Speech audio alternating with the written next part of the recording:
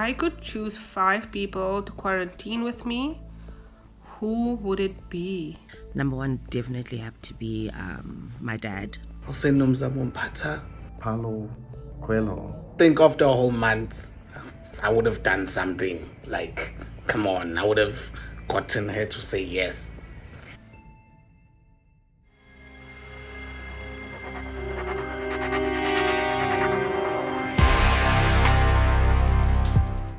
Day 19. Day 19. Day 19. It's day 19 of the lockdown. Of what should have been 19/21 before the extension got announced. But unfortunately, that's not the case. Today I had an incredible moment, and for the first time in a while, I actually remembered why I'm doing this, and the passion and the fire got reignited. So I owe that to day 19, man, and I'm taking it back to basics, one way. And it's about appreciating the little things in life and doing what you love. I know I'm speaking in code, but what I'm basically saying is that before the lockdown, I was so caught up in the hustle and bustle of Joburg and making moves or whatever that I forgot what makes me happy. So day 19, feel like I've been given a second chance. Work is kind of hectic.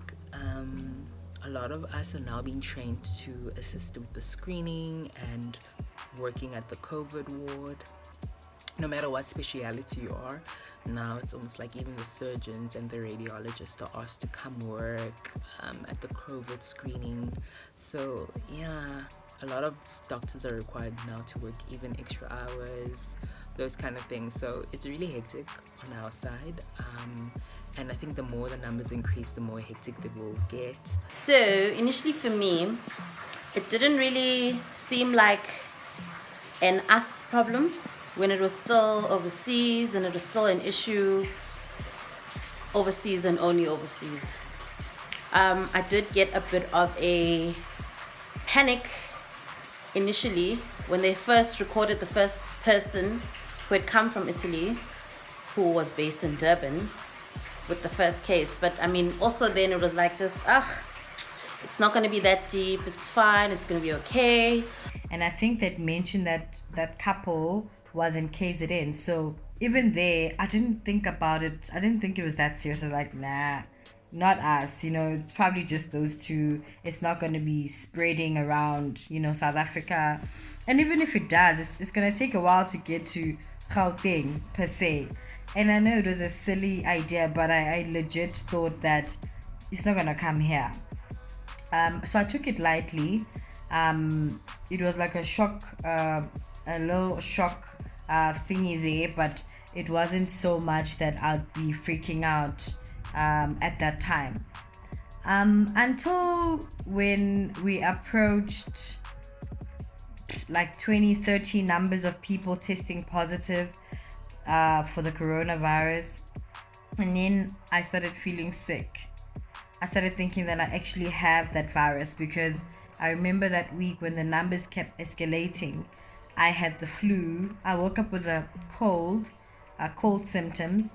I went to work, and when I was at work, I was struggling to breathe. I was so sure that this virus got me now, and I was underestimating it this whole time. And I called the COVID helpline number.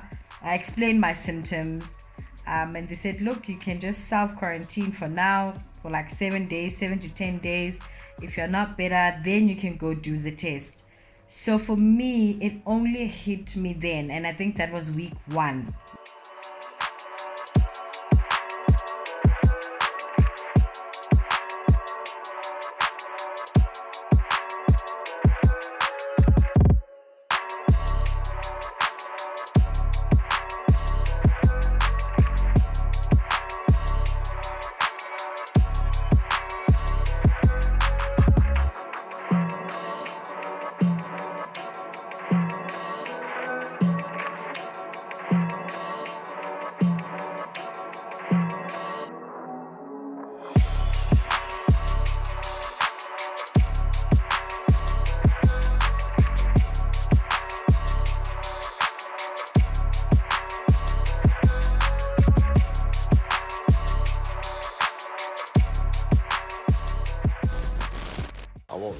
one thing I was relieved about was the fact that it doesn't affect black people. And that all changed after I came to Africa. Well, I think the first one that I heard of was in the States. And I was like, okay, it's just one black person, at least. And then it came to South Africa, and yeah. I think the week before lockdown, I kind of was aware how serious it was. I mean, our company, we kind of closed and started working from home the week before, and we started practicing social distancing, which, you know, made it real for me. But when the president announced the lockdown, I think that's when I realized how serious it was. Definitely upped up the hygiene game, cleaning game. Excuse me. I just started disinfecting everything. You know, it was just like that level of paranoia, and I think my anxiety was also just at its peak. And then into the second week, I think I started becoming more relaxed, if I'm being more honest, you know. There was a point where I was so tired of washing dishes, I just left, and I was just like, you know what, we're here now, it is what it is. So I kind of got more relaxed. I do clean more than I would, and my place smells like a hospital often because I just put like methylated spirits, bleach, tile cleaner, like everything goes into that, like into that water when I'm cleaning up.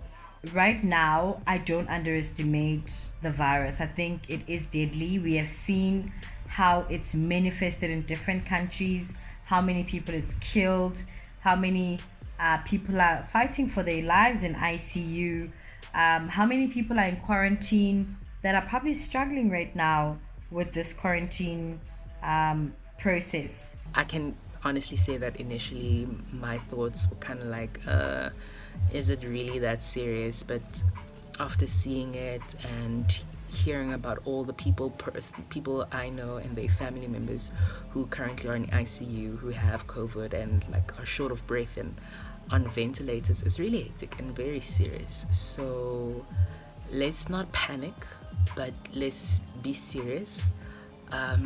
Definitely hand hygiene,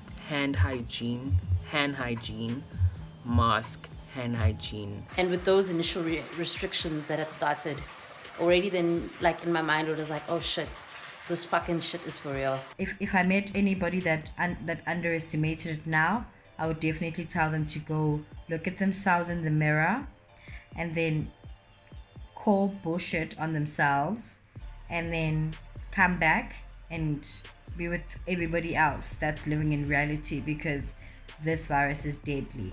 For the first time in my adult life, I can honestly say that our politicians are doing the work, and it looks like Cyril Ramaphosa is running a tight ship there. So kudos to him.